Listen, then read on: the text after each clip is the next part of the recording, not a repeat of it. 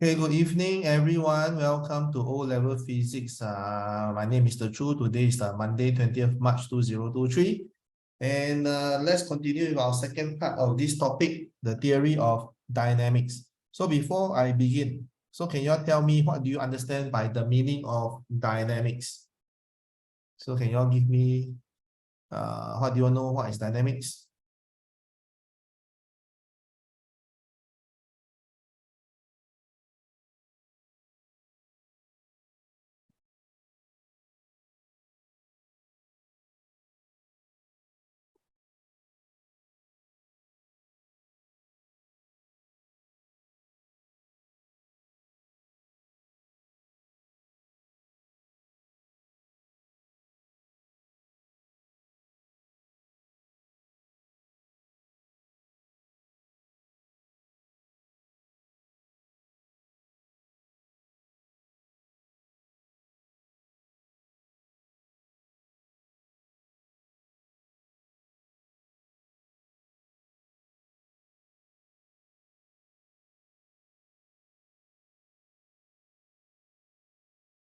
Okay, so can you tell me what do you understand about dynamics?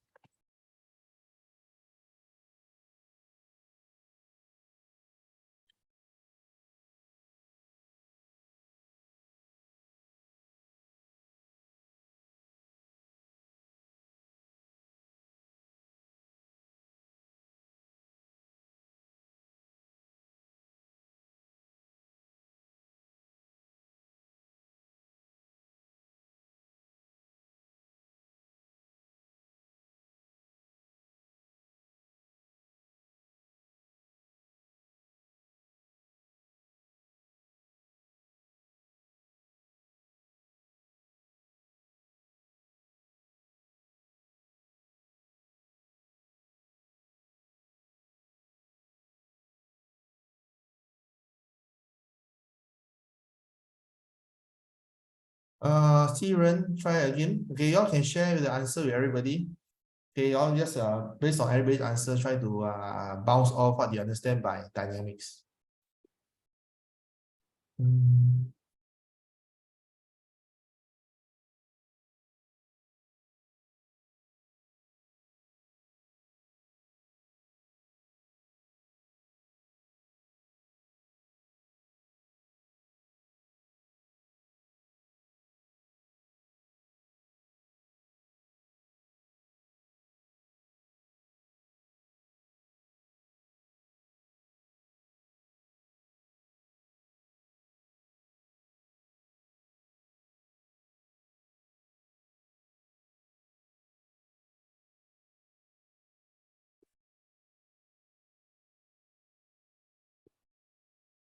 Okay, can you share the answer with everybody so that y'all can learn about what everything is in?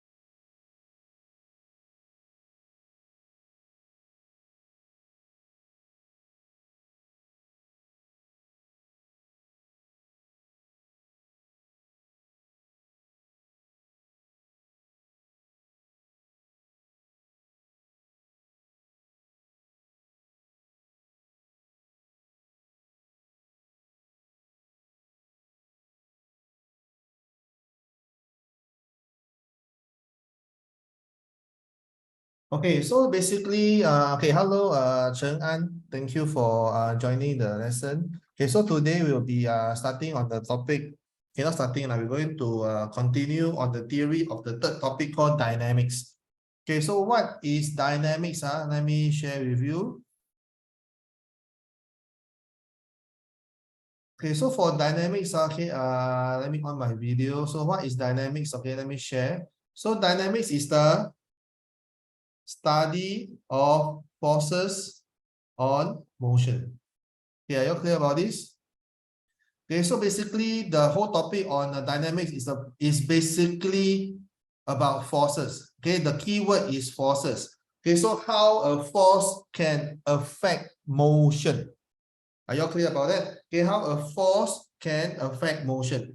Okay, and let me continue with this. Can you tell me the 5 things of how forces can affect motion? Okay, share your answer with everybody so that we don't need to do it one by one. Okay, so how does forces can affect your motion? Okay, I'll give you one example. It can make a stationary object start to move. Okay, that is one effect of force on motion. So can you tell me the other 4 ways on how forces can affect motion?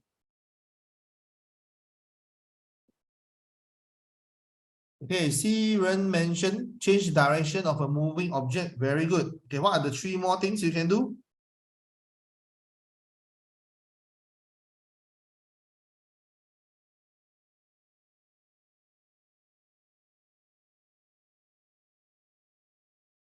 Okay, besides Siren, can you the rest of you tell me what other things that forces can do to motion?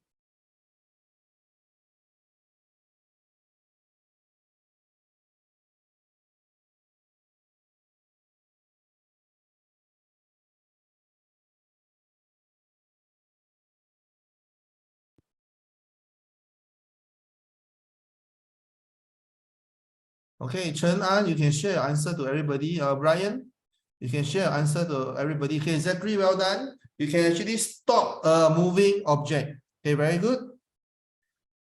Okay, Chen An mentioned you can start or stop. May stop or start an object. Okay, not wrong.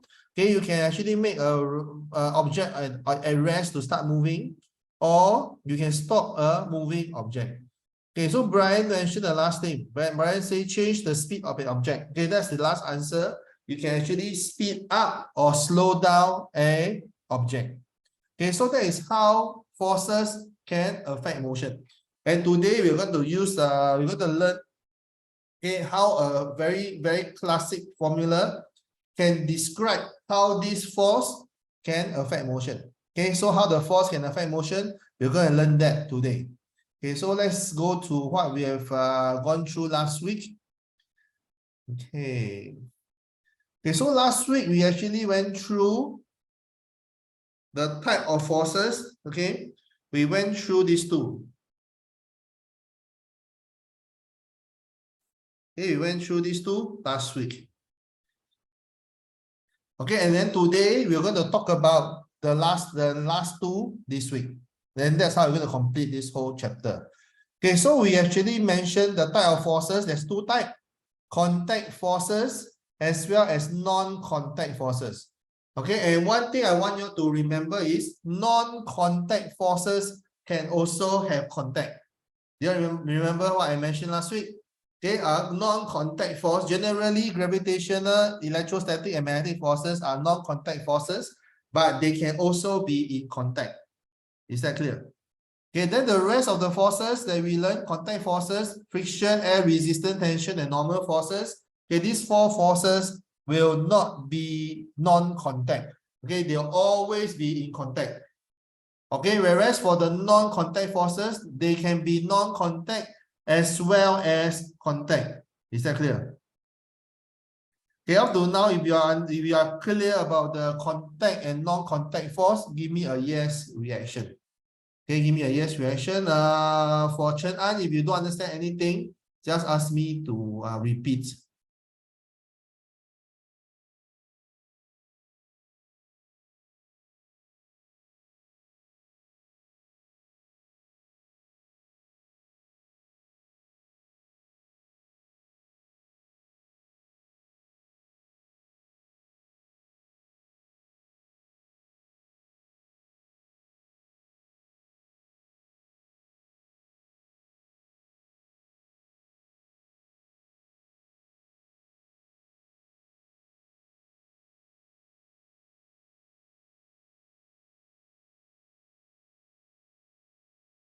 Okay. Then last week, we also studied the difference between mass, weight, and gravitational field. Okay, so mass basically is the amount of matter in a body. Okay, we mentioned that last week.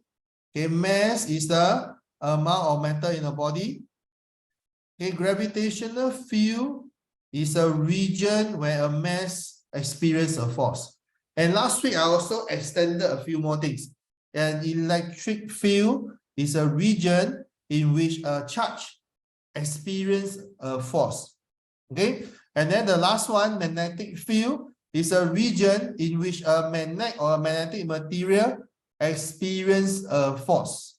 Okay, so it's the same type of explanation, just need to replace the word gravitational with electric and magnetic. And then the mass replaced with charge and magnetic material. Okay, so I want you to just have the idea that these three things are very similar. Okay, I don't want you to remember three separate things. I want you to remember that these three things are very similar. Okay, so you also learn that gravitational field strength, G, okay, is actually the amount of force or the weight per unit mass. Is that clear? So for example, on Earth, we say that the G is 10 Newton per kg.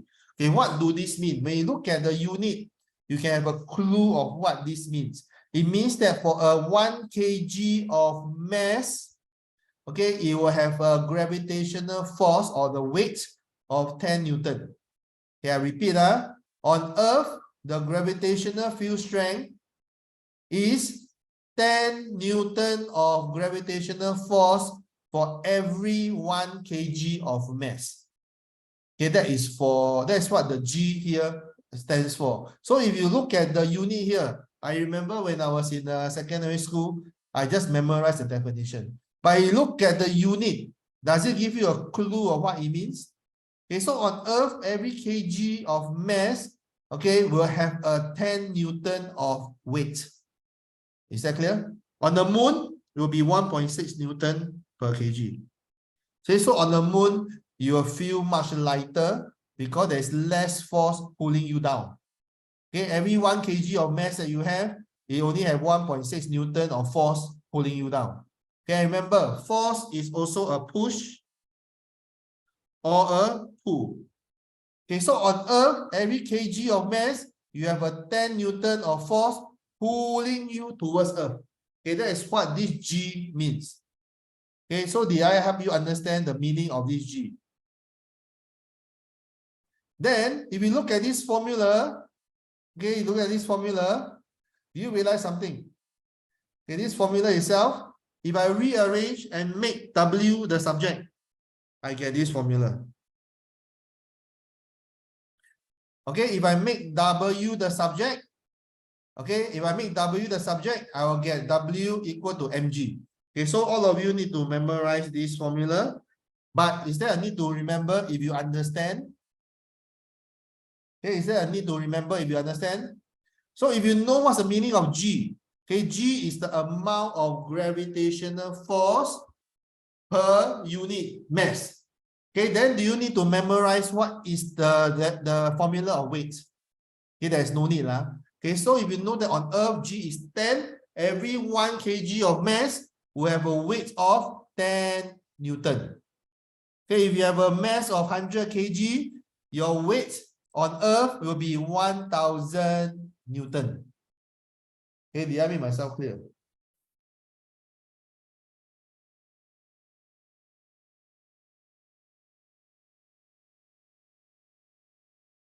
Okay, did I make myself clear? If you understand, give me a clap. Okay, if I make myself very clear, give me a clap. Clap reaction.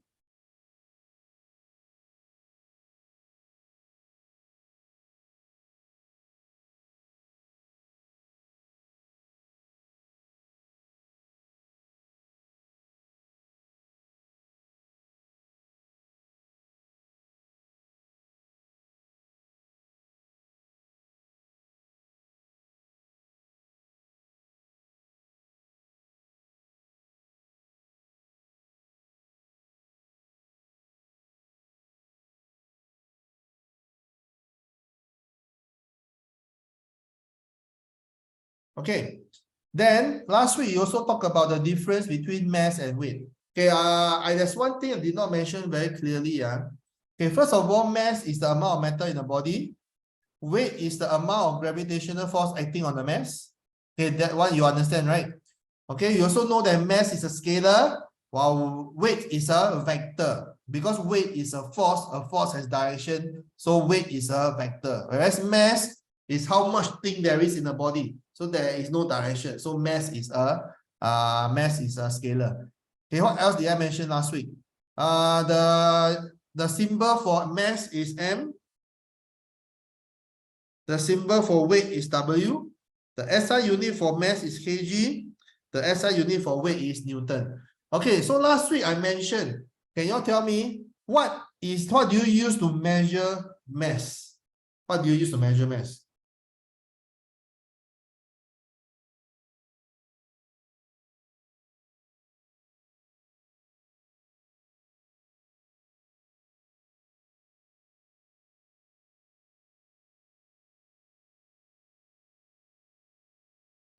So can you tell me how do you use to measure mass?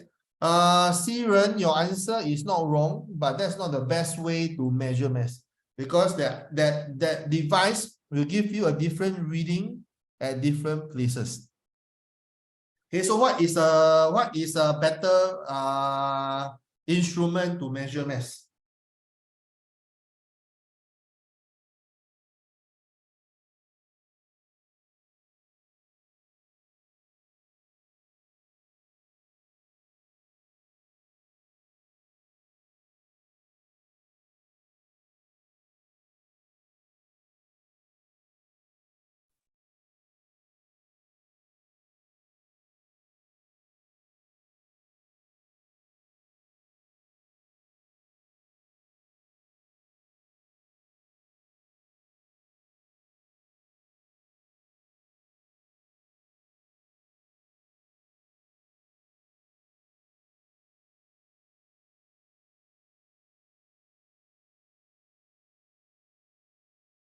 Okay, Zachary says weighing scale. You remember what I say last week on how to measure mass?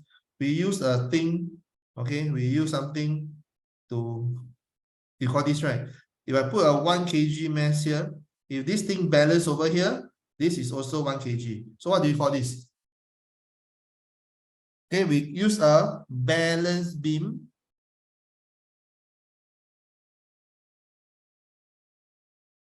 Okay, we use a balance beam to measure mass. Okay. Okay, so you just comparing. Okay, if both of them balance, they should have the same mass. Okay, because a balance beam will balance whether if you're on Earth or on the moon. Okay, if you're using an electronic balance, it'll give you a different reading on Earth and on the moon. Okay, why is the electronic balance not so good? Okay, because an electronic balance is actually measuring the weight of the item. And then they use a formula to reverse calculate the mass for you. So if you don't calibrate your electronic balance, you bring it to Mount Everest, you bring it to the moon, you bring it to the sun, they'll all show different reading, whereas the mass will not change. Okay, so an electronic balance is not wrong, but that's not the way to measure mass properly. Okay, is that clear so far? Okay, so I also mentioned last week that the mass will not change wherever you are, but the weight will actually change, depends on the gravitational field strength of the area. Okay, so mass is fixed, whereas weight is a variable. Is that clear? But last week, I did not mention about how do you measure weight. So can you share with me, how do you measure weight? Okay, let's say this item here has a weight, okay, of let's say 1 Newton. How do I measure the weight of this item? Okay, how do we measure the weight of this item? So last week I did not mention the instrument used to measure weight. So what do we do?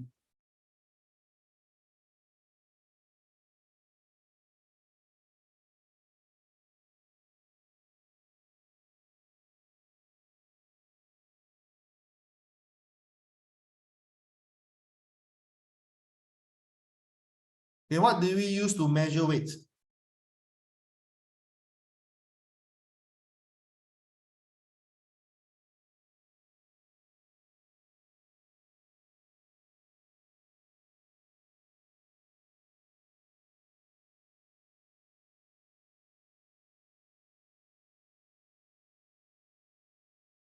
Brian say use a weighing scale or find the mass and multiply by the gravitational field strength.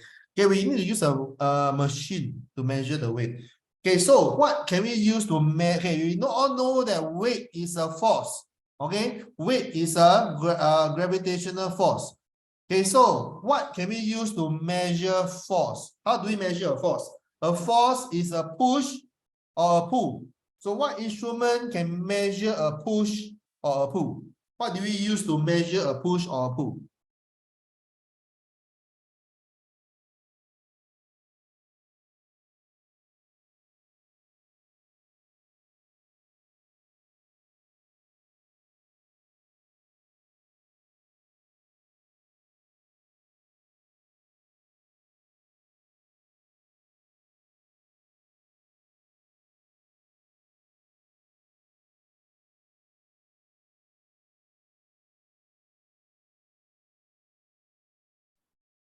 Chen An says spring weight. You're very close. You're very close.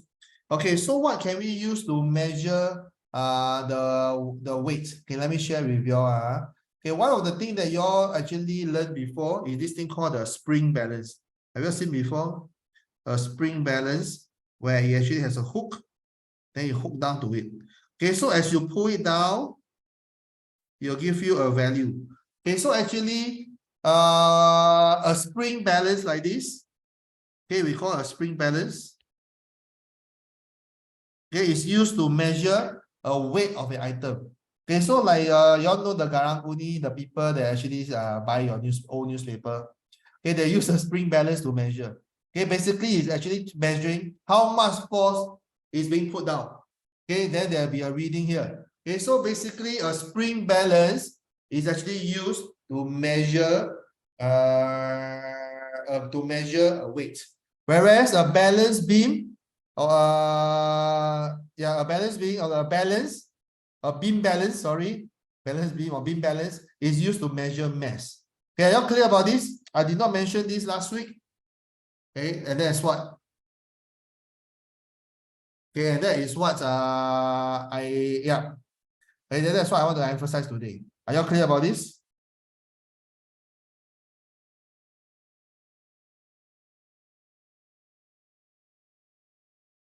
Okay, if you are clear about what the revision for last week, give me a yes reaction, then we continue with this week.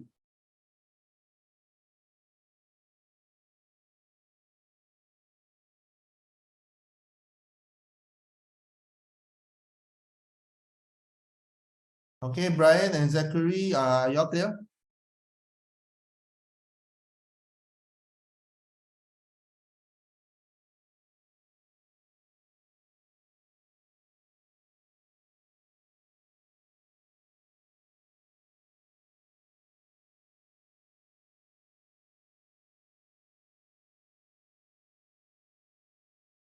Okay, so I've revised last week's stuff. So let's continue with this week's stuff.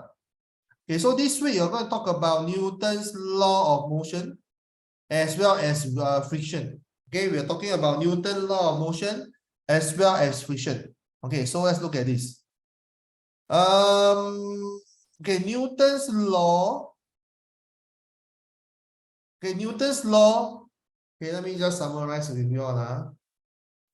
Newton's law has three. Okay, Newton's law has three laws. So what are the three laws?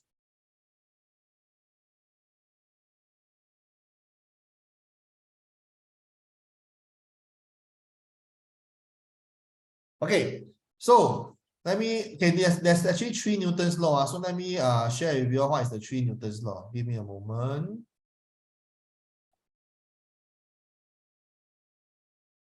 Okay, you all need to know Newton's law of motion. Okay, there is actually three laws. Okay, let me show it to you all. Okay, the first law, the second law, and the third law. Okay, the first law basically is the same as the law of inertia. Okay, the law of inertia. Okay, what does this law say?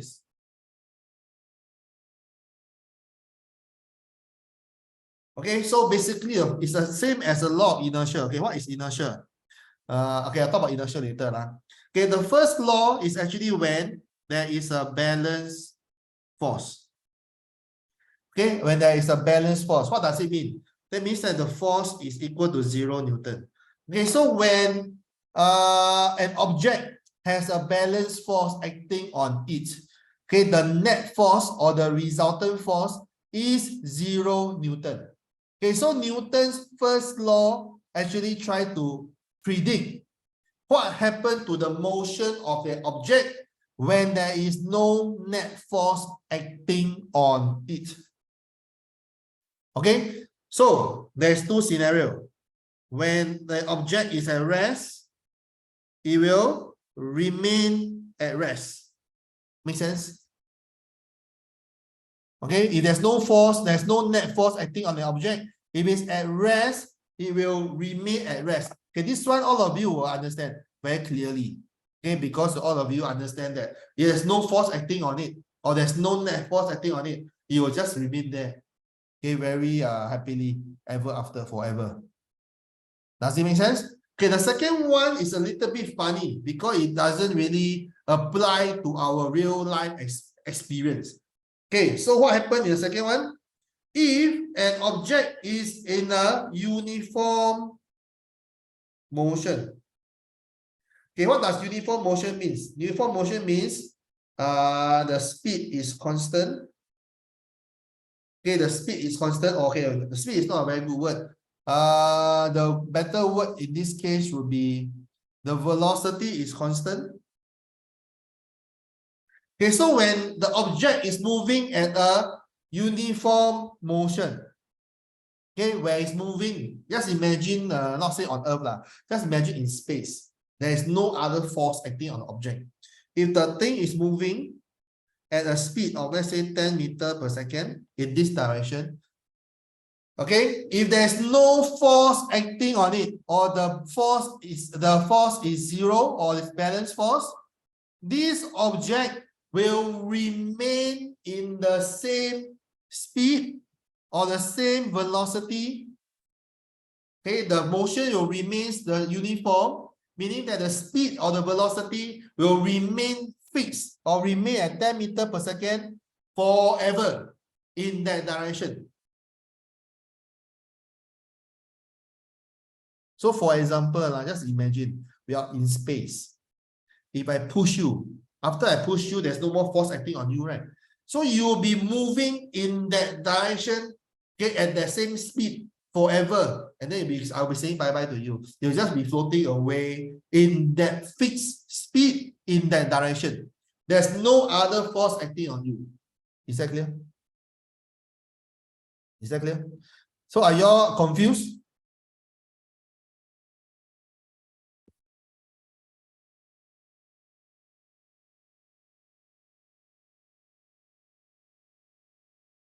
Yeah, you're confused?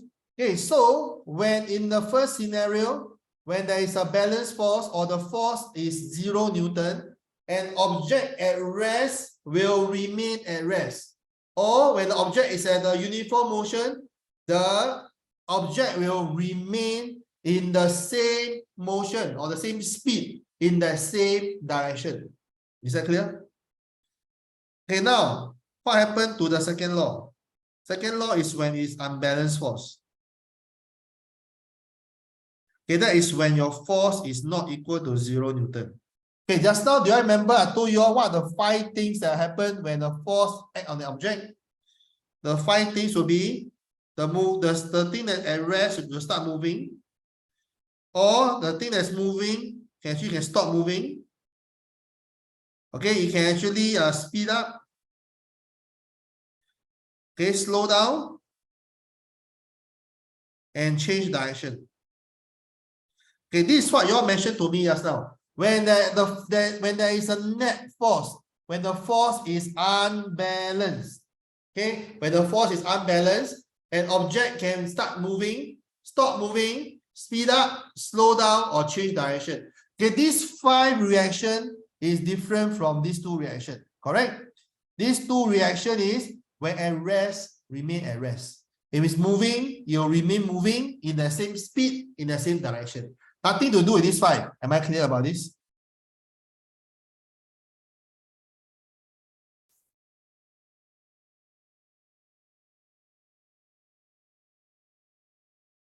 Okay, if you are clear, give me a thumbs up. Okay, if you are clear about this, give me a thumbs up. If you are not clear, give me a no reaction so I can try to explain further. Thank you, Sanan. Thank you, Zachary. Siren and Brian, are y'all clear? Okay, y'all give me a yes reaction instead.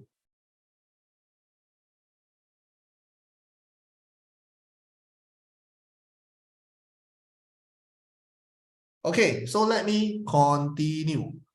Okay, so we already established in primary school, when a force acts on an object, these 5 things are the effect of the force on motion. Okay, you already learned this in primary school. Just that now in Sec 3, in secondary 3, we're going to use a formula to describe what you learned in primary school. Is that clear? Okay, so for second law of motion, these 5 things can be very nicely described by one formula. Okay, what is this one special formula that you need to know?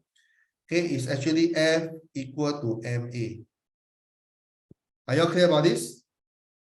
If a force is acting on a mass, there will be acceleration. So when you're from rest and start moving, there is acceleration. When you stop moving, there is acceleration or deceleration or negative acceleration. Basically, A is not 0. When you speed up, there is acceleration because there's a change in speed. When you slow down, there is acceleration. Okay, when you change direction, your acceleration changes, even though your speed may be the same. Okay, your acceleration changes because you change in direction. Okay, so far, any question for me? So basically, these 5 things can be summarized with when there is a force, there is acceleration. Is that clear? When there is a force, there is acceleration acting on the mass. Sorry. When there's a force acting on the mass will experience acceleration. And this formula can be extended to the first law. When the force is 0, the mass will experience 0 acceleration. So in the first scenario here, when it at rest, it remains at rest, the acceleration is 0. Correct or not? When your speed did not change, your acceleration is 0. Then in the second scenario, when your speed or your velocity is constant, this also means that acceleration is 0. So when the force is 0, okay, when the net force acting on the mass is 0, here 0, there will be no acceleration. So basically, these 2 things actually means no acceleration. Whereas this 5 thing actually means there is acceleration. Okay, wait, I write wrongly. Sorry. Okay, so in the first scenario, it means that A is equal to 0.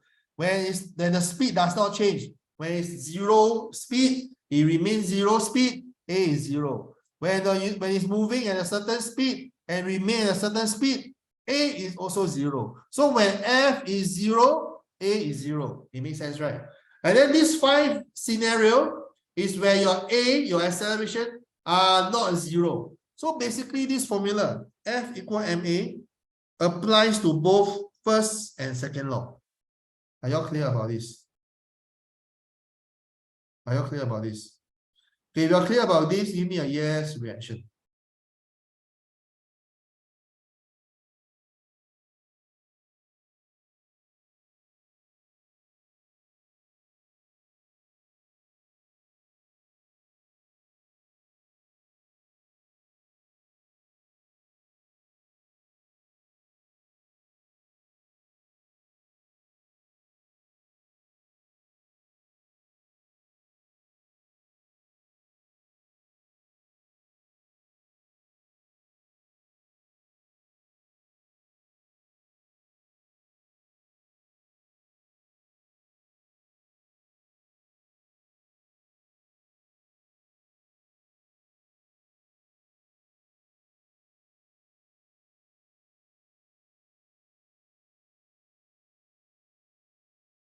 Okay, so are you all clear about this? Okay, so today we actually went through a very important formula, the most important formula in this topic called F equal MA. Okay, in my secondary school, right, how my teacher teach me, they teach me how to memorize this formula. The F represent father, then MA represent mama. So father equal to mama.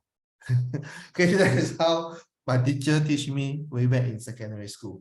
If you think this is easy for you to remember, you can also continue to remember that. Okay, father equal to mama. Okay, so that is the formula. F equal to MA. Okay, it applies to the first law as well as the second law. Okay, but mainly it is used for the second law.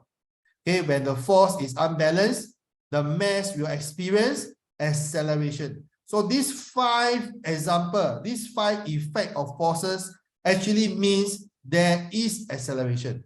So when there's a force acting on the mass will experience acceleration. So in primary school, you learn five effects.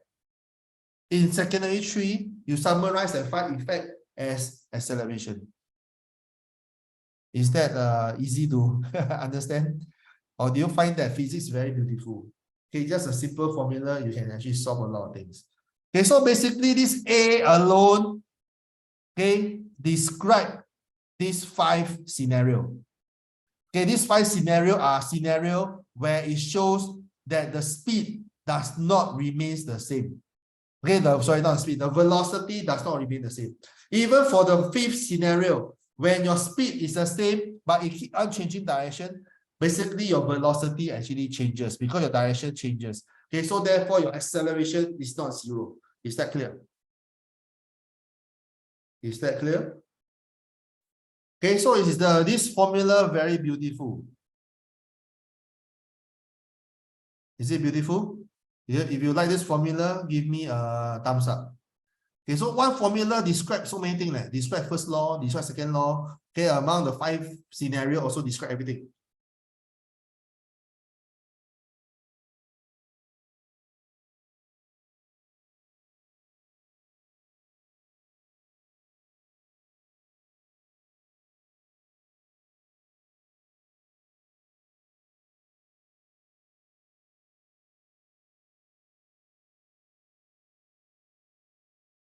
Okay, so let me revise back again to the first law. Okay, the first law states that when an object is at rest, you remain at rest. When an object is in a uniform motion, you'll remain in the same velocity or same speed in the same direction.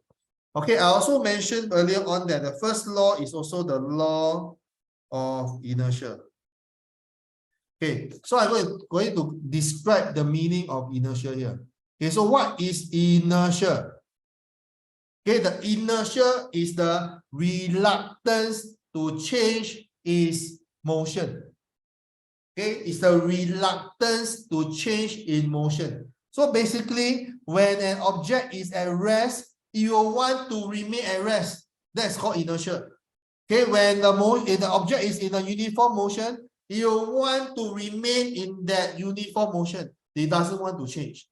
Okay, so this is the meaning of inertia, where the motion wants to remain the same. Okay, so what affects inertia? Okay, what is the factor that affect emotion inertia? Okay, basically the effect. Okay, wait, let me move my. Why is it not moving? Okay, what actually affect inertia? What is the factors of inertia? Okay, the factor that affect inertia is mass. The greater the mass, the greater the inertia. Let me give you an example. I got two mass, okay, 1 kg and 1000 kg. They are both not moving. They are both not moving. Which one is it easier to start moving the thing? The 1 kg mass or the 1000 kg mass?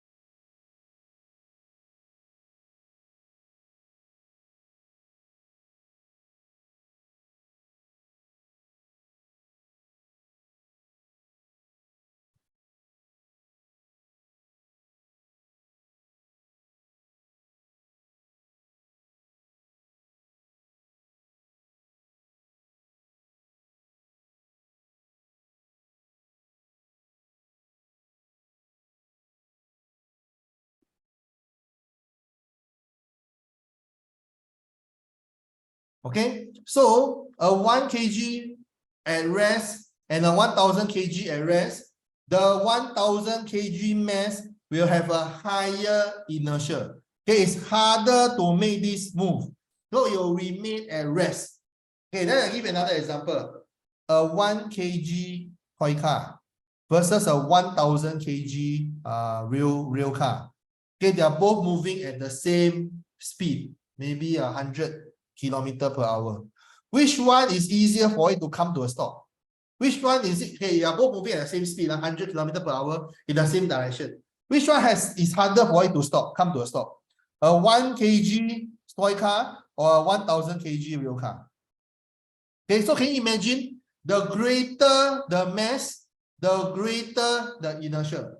Okay, so the definition of inertia is the resistance to change its velocity.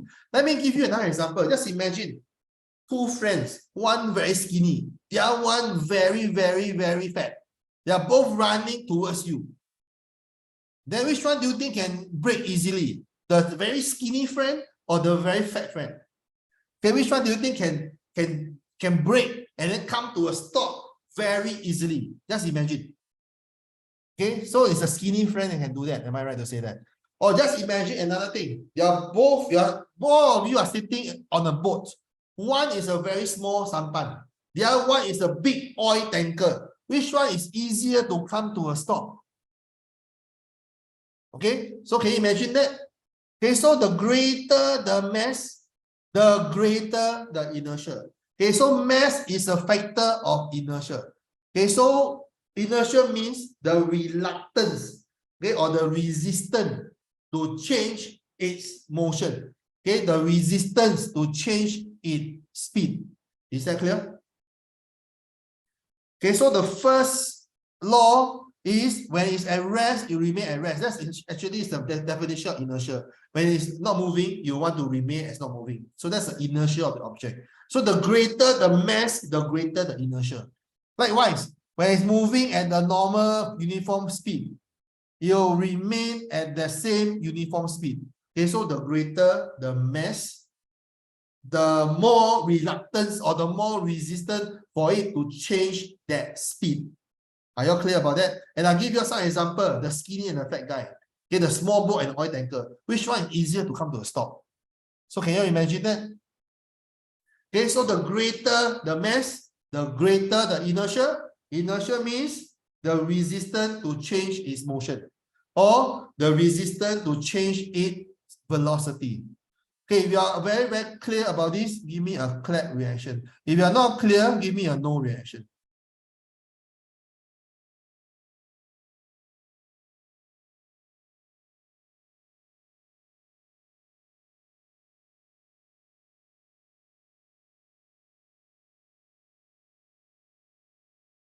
Only Chen An and Xi Ren give me a clap. The rest, eh?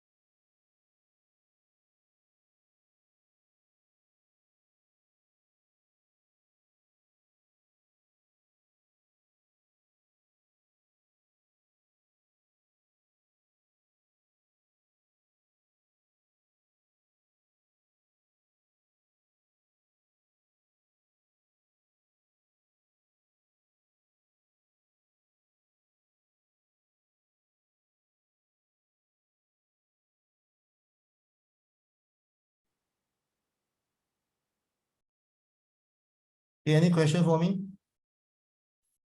Okay, so we have cleared the first law of motion. Okay, we are talking about the second law of motion. Okay, F equal ma. Okay, so I will not go through the detail of this formula F equal ma. We'll go through the examples during our practice. So basically, if there is a force, okay, there will be an acceleration. okay, by the mass. Okay, so we'll go through a lot of example, okay, during our practice. Okay, so basically that is the theory. Okay, now let's go to the third law of motion. Okay, the third law of motion, okay, most people will be able to, those people who study physics, will be able to tell you what is the third law. Okay, the third law is for every action, there will be an equal and opposite reaction. Okay, so that is the third law. The third law of motion means for every action, there will be a the same value, same magnitude, and opposite reaction. So basically, for every action, there'll be an opposite reaction or opposite action. So reaction means is a action. Okay, it's an action that is opposite the action. Is that clear?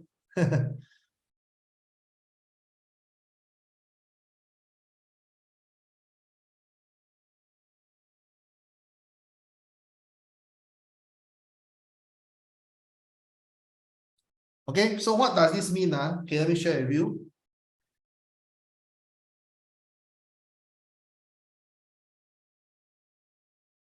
Okay,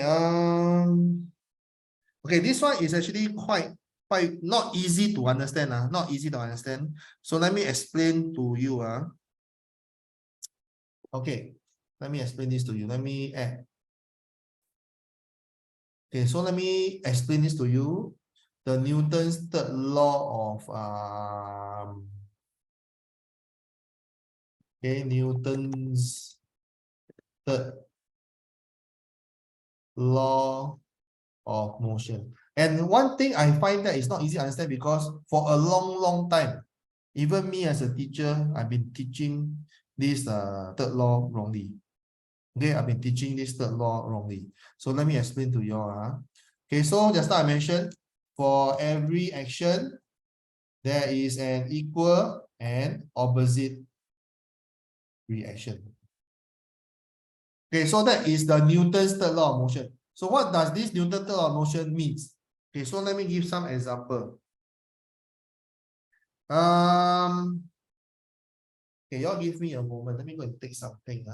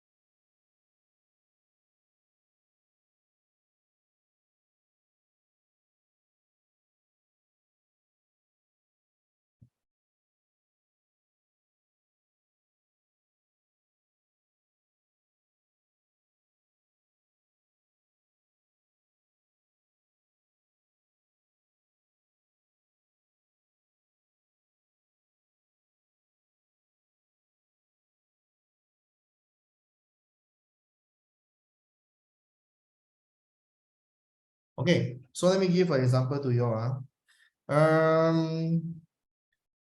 For example,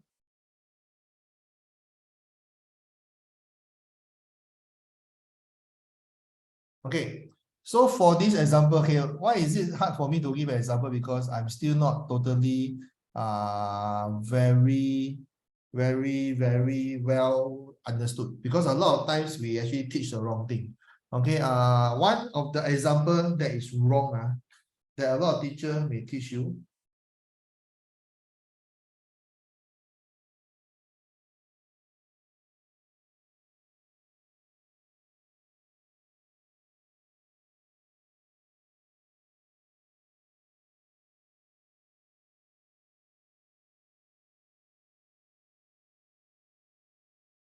Okay, so let me explain to you. For every action, there is always an equal and opposite reaction. So first of all, okay, you all must remember there's always an action reaction pair. Okay, there's always an action-reaction pair. Okay, so every force, there will be a reaction force. Okay, so far? Okay, so I will just let A and this be R. Okay, so that's number one. Number two, okay, the magnitude of A and R are the same. Okay, the value, okay, how great the force is, how great of the action force and the reaction force, they are the same. Okay, number three, the A and R are in opposite direction. Okay, so far if I go through like this, you understand, right? Okay, and lastly, A and R acts on a different body. Okay, so the fourth one is the important thing. The fourth one is the thing that confuses me even when I was a teacher. Okay, but the first three is very easy to understand. Okay, for every action, there is an equal and opposite reaction. Okay, that one you all understand. Okay, so and because it's equal, action force and reaction force has the same force. The value is the same. Just that the force is in opposite direction. That's why the word opposite. Okay, it's the fourth one that actually confuses a lot of people, including a lot of teachers like me when I was a teacher. Okay, so the action and the reaction forces, they act on a different body. Okay, what do I mean by that? I give a wrong example for you all. If I have a book on a table, okay, if I have a book on a table,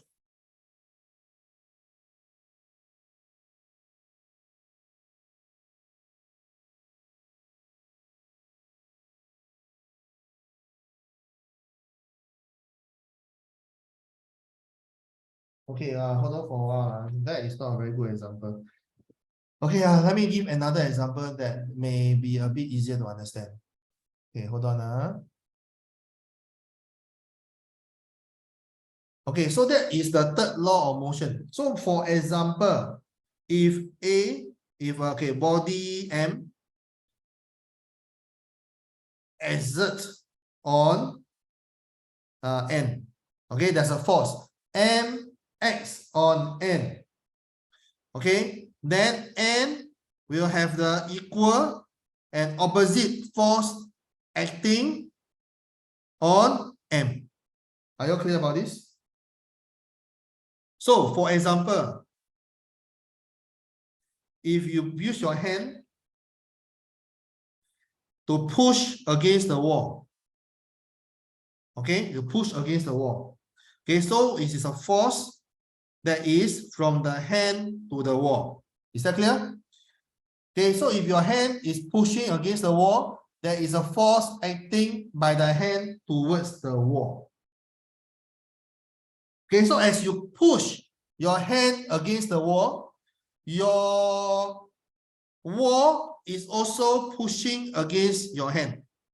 Okay, so your wall is also pushing against your hand. So can you see? So this force by your hand to the wall is acting on the wall. Okay, it's acting on the wall. Whereas the wall acting on your hand is acting on your hand. Are you clear about this? So that is what I mean by number 4. Your action and reaction forces act on a different body. So your action, your hand pushing on the wall is an action. Okay, so it's acting on the wall.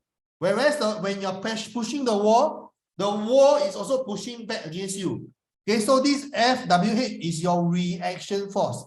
Okay, this is your reaction force. Okay, it is of the same size as your action force, but in the opposite direction.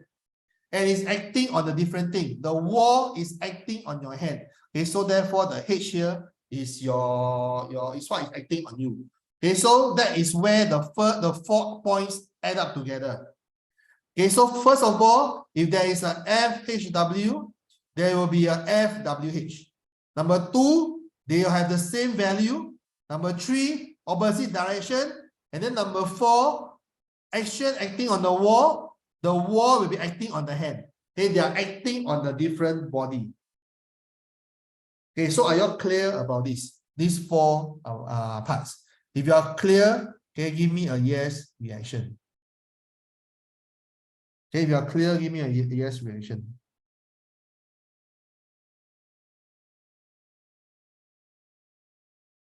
Okay, Chen An and Si Ren, are you all okay?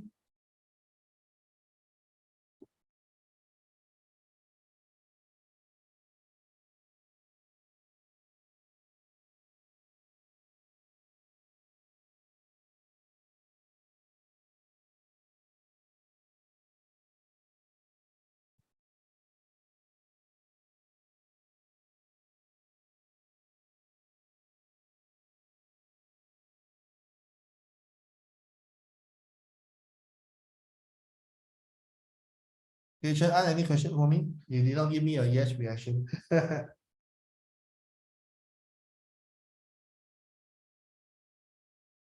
Okay, let me just continue. Okay, so I give two more example. Two more example. If you are hitting a ball, okay, hitting a ball with a bat. Is a ball. Okay, so the action. Okay, action will be the action will be the force by the bat onto the ball. Is that clear? That is the action. Okay, your reaction will be the ball will actually give you a reaction.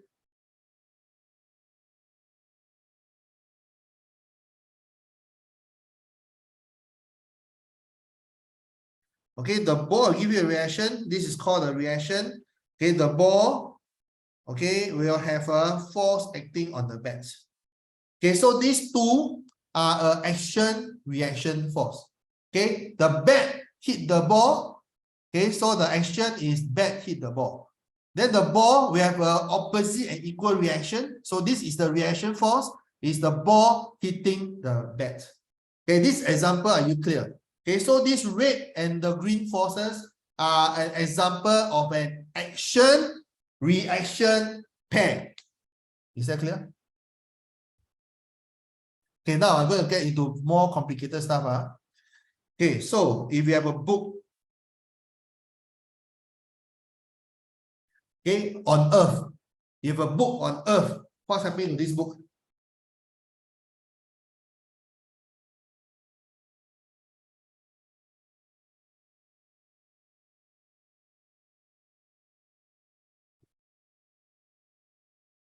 Okay, so the book on the Earth itself, okay, there's a weight there's a gravitational force by the Earth acting on the book. Therefore, the book is moving towards Earth. Okay, so this is the force by the Earth, okay, by the Earth on the book. Is that clear? Likewise, when we have the Earth, okay, we will have the same reaction force. Okay, the Earth will have the same, okay, force by the book acting on the Earth. Okay, so these two forces, okay, if it's Earth acting on the book, the reaction force will be the book acting on the Earth. They'll have the same value and they'll act at the different opposite direction. Is that clear? Okay, so Earth on book, the reaction will be book on Earth. Clear so far? Okay, the next thing that I'm going to say is something that a lot of teachers give the example, okay, but it is wrong. Okay, and I am guilty of that as well. Now, if I have a book on a table, okay, you have a book on the table. Okay, so what's happening here? Okay, we have a book on the table. Okay, first of all, the book has a weight. Okay, I call this the action force. Okay, so the weight is due to the Earth acting on the book. Is that clear? This force is force of the this action force is the Earth acting on the book. And we also know why the book do not move. Okay, the book do not move because there is a normal force. The table also has a normal force. Okay, there's a normal force in this case. Normal force by the table. acting on the book. Okay, and these two forces are the same and opposite direction. Okay, they are the same and opposite direction. So you can conclude that the net force is 0. Therefore, the book remain at rest. Okay, you all learned this earlier on. When the net force is 0, if it's not moving, it will remain not moving. If the normal force is low, the book will break through the table and you'll fall down. But because the table is strong enough, it's able to give a normal force that is equal and opposite to the weight of the book. Now, this misconception comes in now. This book itself has two forces. Okay, weight and normal. And they are the same and they are equal and opposite. But are the weight and the normal an action-reaction pair? That's my question. Okay, that's my question. Is the weight and the normal an action-reaction pair? Okay, remember the 4 criteria. Okay, the four criteria. Number 1, it acts as a pair. Okay, correct. Okay, as a pair. Number 2, they are equal in size. Okay, correct. They are equal. Number 3, they are opposite in direction. Okay, yes, they are opposite direction. Number 4, okay, number 4, they act on different body. In this case, the weight act on the book. The normal also act on the book. Okay, so this is the weight. Sorry, the earth act on the book, and this is the table act on the book. So they are both acting on the same book. So therefore, the different body does not qualify. So the weight normal pair is not an action-reaction pair. Are you clear about this? Okay, I know it's very confusing because when I was a teacher, I tell people, okay, weight and normal, they are action-reaction pair, but they are not. Okay, they are not. Okay, because the weight and normal both act on the book. Okay, so they're acting on the same body. Okay, so weight and normal are not action-reaction pair. Is that clear? So what is an action-reaction pair? Earth acting on the book is the same as the book acting on the earth. Okay, can you see here? E, B, D, E. They are acting on different things. The first one acting on the book, second one acting on the earth. Okay, so these two are action-reaction pair. Clear so far? Then these two, they are not action-reaction pair because they are both acting on the book. Okay, the weight is the earth acting on the book. The normal is the table acting on the book. So these two doesn't qualify the 4th example, the 4th criteria. Okay, so a weight and a normal are not action-reaction pair. How many of your teachers actually teach you that the weight and normal are action-reaction pair? Okay, if any of your teacher teach you that, say that in the chat.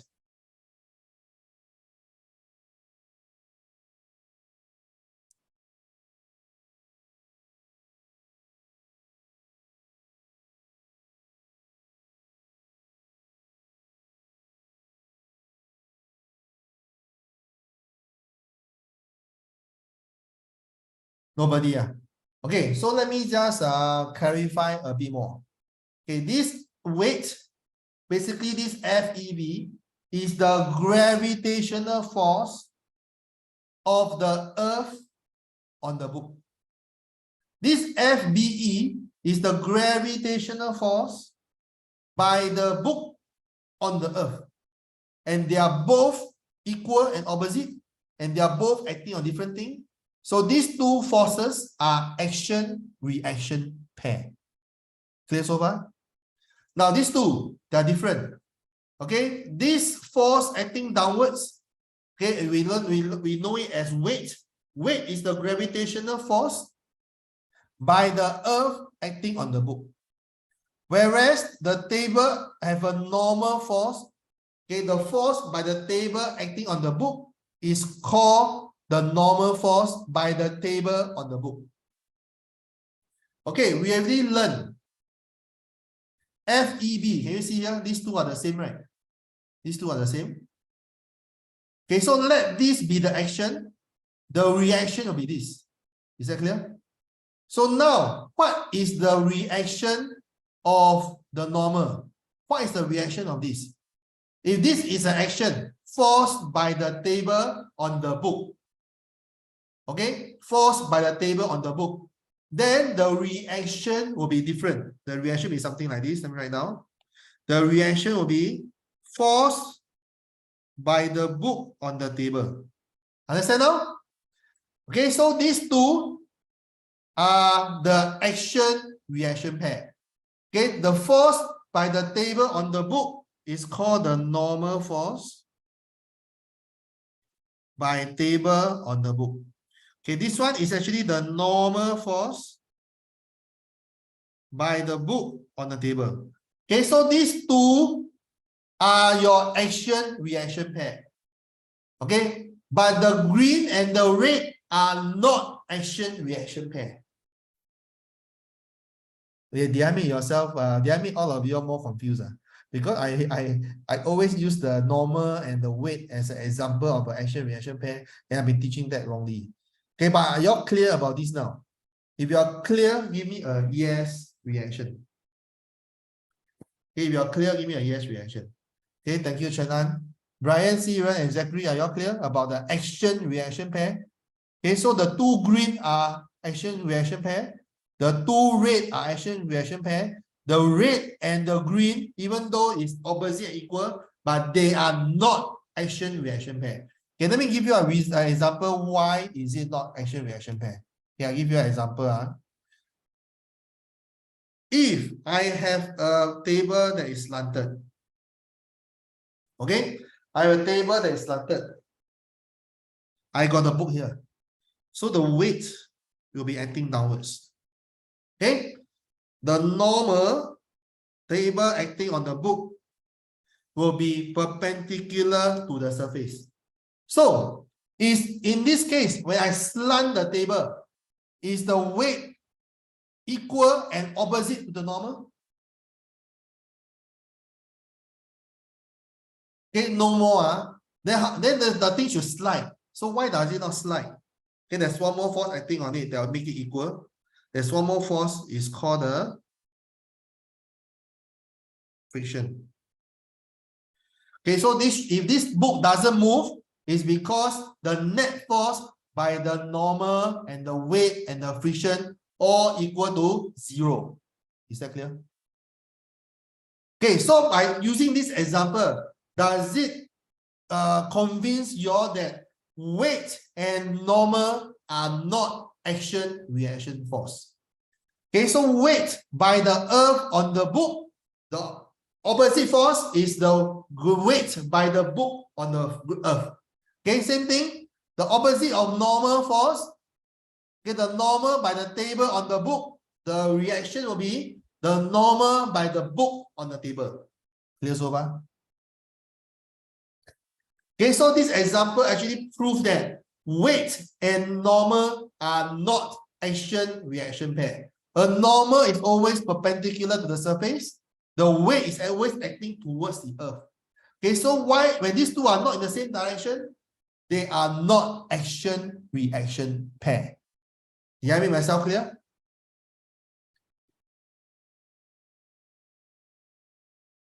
Okay, if you are clear, give me a clap. Okay, because it's something it took me a long time, even as an adult, to finally understand. And I'm so sad that I've been teaching the wrong thing when I was a teacher. Okay, so weight and normal are not action-reaction pair. I do not know whether your teacher will teach you all this, but if your teacher tell you weight and normal are action-reaction pair, please tell them it is not correct. Okay, so let's go back to the example of you pressing against the wall. So are you convinced that these two are action-reaction pair? Because they are opposite, they are equal, and they are acting on different things. Hand acting on wall, and wall acting on hand.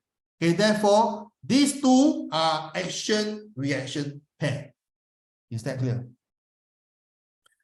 Okay, I talked a lot about Newton's third law of motion, but is it tested? Let me go back to Newton's third law. Okay, so first of all, you need to know, okay, how does the effect of balanced and unbalanced force acting on the body? Balance means force equal 0 Newton. Unbalanced means force not equal to 0 Newton. Okay? So you also know that the motion of body, the A, actually there will be acceleration. When there is a force, the body will experience acceleration. Clear so far? Okay, so you also need to understand and able to identify action-reaction pair. But there's no need for you to go and state what are the three laws. Okay, but you must know what are the three laws, but no need for you to memorize the three laws. Okay, and you must know how to identify action-reaction pair. Now I make it very simple. If I got object A and object B, action-reaction pair will be a force of A acting on B must be equal to the force of B acting on A. And they must be in opposite direction. So if A acting on B must be equal to B acting on A. But the example of a table and a book is not A on B. Okay? The book is B, the earth is E, the table is T. So the weight here is a force by the earth acting on the book. Okay? The normal actually is a force by the table acting on the book. Okay, so a book on a table is not an action-reaction pair. Okay, so you need to actually identify both objects. If they act on each other, then they are action-reaction pair. Okay, so a book acting on the table is not the weight. The book acting on the table is the normal force by the book on the table.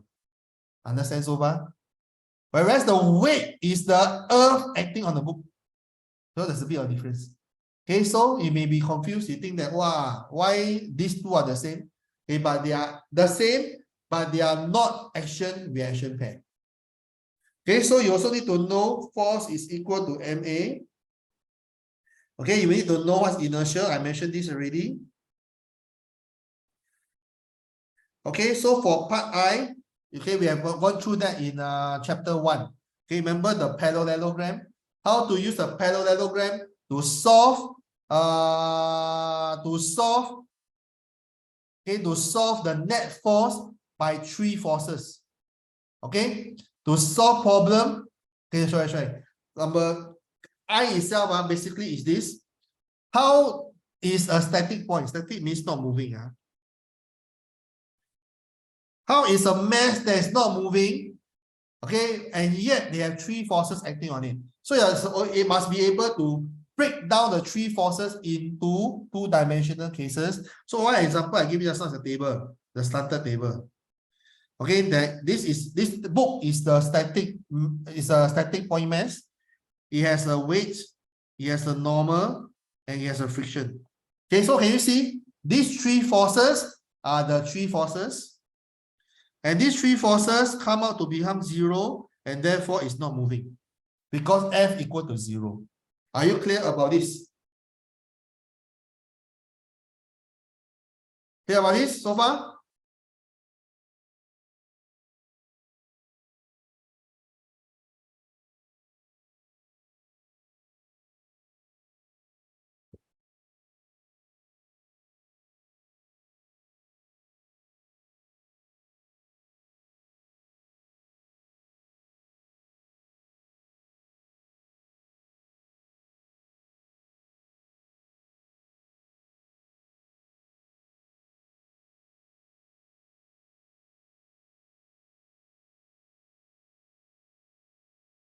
Okay, the last part we're going to talk about today will be the effect of friction on the motion of the body. Okay, so the last part I'm going to talk now, okay, will be this one. We're talking about friction. Okay. Part M, we mentioned this before. We talked about terminal velocity previously. Okay, where your gravitational field on Earth is G equal to 10 meter per second square. Okay, so when there is without air resistance, your mass will continue to accelerate at this value. But with air resistance, it will accelerate at this value at first. As the air resistance becomes bigger and bigger, your acceleration becomes smaller and smaller until zero, and reach a point where you reach terminal velocity. Here I mentioned we have gone through many examples of this. So you have a speed and time. If there is no air resistance, your object will continue to move in a straight line. But if there is air resistance, okay, you reach a point where where at this point here, when the air resistance is equal to weight, you reach a terminal velocity. There's no more acceleration anymore. So this part here is called terminal velocity. We mentioned this in chapter 2. Okay, so are you all clear about M? Okay, so you're clear about M. So now we go to the last one. Okay, the effect of friction. Okay, so what is friction? So let me just write down.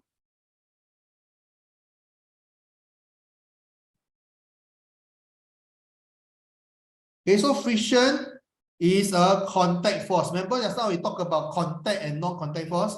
So friction is a contact force that opposes motion between surfaces in contact.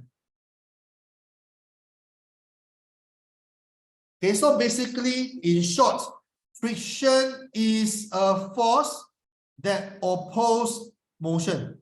Okay, oppose motion. And because it's a contact force, it must be between two surfaces that is together. Okay, so friction is a contact force that opposes motion. Okay, so we'll go through some notes now about this.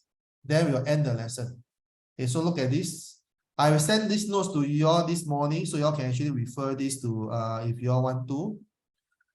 Okay, so first of all, force is a push or a pull. Okay, the SI unit is Newton. Okay, in this case, small n, not big N. When you spell the name of the unit, is a small n. You use capital N to name the scientist that we need after. Okay, in this case, it's Isaac Newton. And because there's a direction, it's a vector quantity. So we have the 3 contact force and the 3 non-contact force. And the non-contact force can be in contact as well. Is that clear? Whereas the contact force cannot be non-contact. Understand? Okay, so we talk about slow down, speed up, stop motion, produce motion, okay, and change direction. So basically, these 5 examples means acceleration. You'll cause something to accelerate. So if the object, okay, so forces can accelerate a mass. Okay, therefore, you got the formula F equal to ma. Clear? Okay, so this one I'll just skip. We'll skip all these. So Newton law of motion. Okay, weight on the table and okay, so in this case, can you see if the total force equal to 0 Newton, it will continue to remain at rest or remain in a uniform reaction. Okay, but these 2 examples, okay, weight of book and the normal, they are not action-reaction pair. They are not. Is that clear? They are not. Then in this example here, you have a force and a friction, and they are equal. So therefore, overall, the F equal to 0 Newton, you will move at a constant speed. When it's moving at a constant speed, okay, when it's moving at a constant speed, it means A is equal to 0. Okay, it means A is equal to 0. Is that clear? When it's moving at constant speed, it means A is equal to 0. Okay? Then, Newton's second law is when there is a net force, when there's a resultant force, when the force is not equal to 0, there will result in acceleration. So F is equal to ma. Are you clear about this? Ken, that is for second law. Now the third law. In this example that I mentioned just now. Okay, I mentioned this just now, so you just skip for now. Okay, so we talk about the last part, friction. Friction, the last part. Okay, friction is a contact force. Remember, as I mentioned, contact force that oppose motion. Okay, and friction depends on the material and how rough the surface is. Okay, it doesn't affect by the area of contact. It basically depends on the material and the roughness of surface. Okay, and how big the friction is depends on the force pressing the surface together. So how do we reduce the bad effect of friction? Okay, before we talk about reduce, friction can be bad because it actually create wear and tear. It actually produce heat, and therefore your machine become less efficient. Okay, for example, you give 100 joule of electrical energy, it only produce 50 joule of useful energy. So a lot of energy is lost, and that is due to friction. So we don't like this type of friction. So how do we reduce friction in this case? We use a lubricant, we use air cushion, we use ball bearing and wheel. Okay, so these are ways to reduce friction. Then there are also positive example of friction. For example, for us to walk properly, okay, we need friction. Without friction, we will just fall down because there's nothing to grip the floor, between our leg and the floor. Okay, so we need friction to walk. We need friction, okay, for parachute to work. We need friction for a chalk to write on a blackboard. Okay, and we also need friction to slow down vehicle. Okay, when we brake. Okay, so these are positive effect of friction. Okay, so that's all that I'm going to go through today. Any question for me? Any question for me? If not, I'll have question for you all. Okay, so I mean give you all four questions. Okay, so 4 exit question. And then I would like Chen An to stay back for a while. First question. One thing you learned today. Okay, number 2. Okay, how much you gain from today's lesson? Okay, give a rating of 1 to 10. 10 means you gain a lot. 1 means you gain nothing. And then number 3, how well Mr. Chu teach today? Okay, give a rating of 1 to 10. Okay, and then after this, once I call your name, you may leave. And that is the end of the theory of this topic called dynamics. And then next week, we'll be going through practice to strengthen what we know about this topic. Okay, so give me your feedback about one thing you learned today, how much you gain from today's lesson, or if you have already learned everything in school and I did not add anything new, you can give me a low question number 2. Okay, and then lastly, did I manage to explain things clearly to you? Okay, if I do, give me a high rating for 3. If I don't, give me a low rating for 3.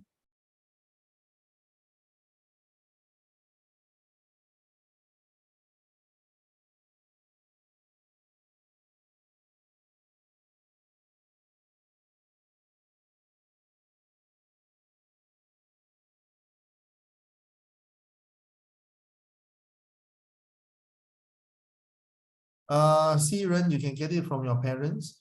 Okay, Siren, you may go. You'll need to unlock your iPhone first.